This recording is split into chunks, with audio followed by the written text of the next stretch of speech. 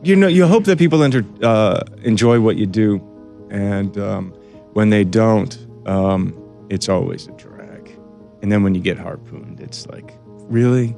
Okay.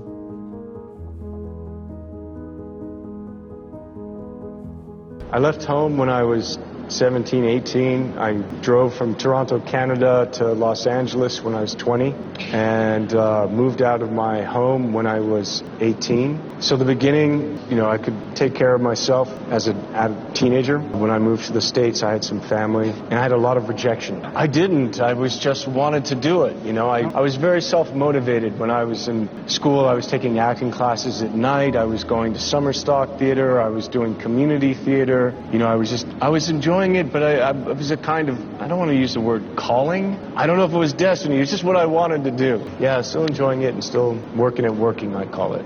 If success is something that you want to achieve, you have to make sure that you are able to lead others. Because when you're trying to be successful, you need to make sure that others will look to you. And if you become successful, they eventually will. So you have to be understanding and be able to figure out what it is to become a leader. So if you really want to be successful, that's what you need to do, is figure out a way to be able to lead others in the right direction. And it's all about showing them how to do it, not what to do. You need to be able to take the risks that they're taking and figure out ways to grow and learn from them as much as they do from you. You don't need to be the power-hungry tyrant that you see in all these movies, but you should be one of those people who is willing to get down on the front lines with their workers or employees, whatever the case may be, and do the stuff that is hard. You shouldn't just be up there highfalutin all alone, but doing things that are challenging for you and for them as well. So that way they see you and they understand that to become successful, you have to be willing to do it all. You have to be able to grow and figure out and do things that are just challenging all the time, and it's a game that never stops. You'll never reach the amount of success that you truly desire, because you should always be striving to do better every single day. So in theory, your growth should never stop. You should constantly be growing and learning and figuring out new ways to do things and smoother operations and stuff like that. So that's what it's all about, is being better than you were yesterday.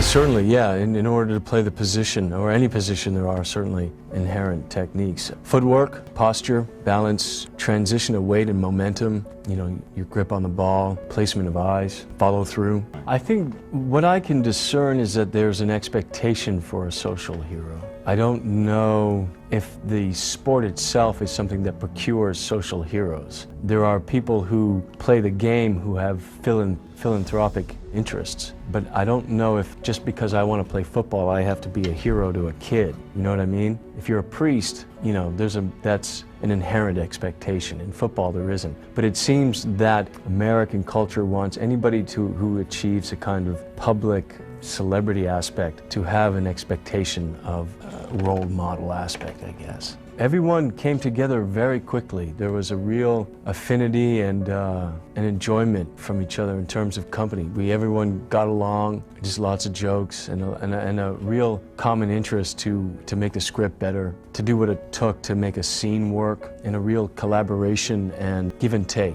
There's these things that we oftentimes, we have responsibilities. And so we'll make sacrifices, you know, or we'll be attracted to something and we'll make sacrifices to get something. And the film is kind of promoting the idea that we have to be thoughtful about that. You know, that you can sometimes sacrifice yourself, that you think it's for the good, but maybe there's another way. I know I'm a pretty simple guy. You know, ever since I was a young kid, I wanted to act. You know, I started professional acting when I was 15, and you know, I've been really lucky to have the chance to have a career, and I don't know, I just have always tried to keep it simple. Happiness is, I guess I could only do like a kind of emotive run on that, which is like, it's all good. Everything's good.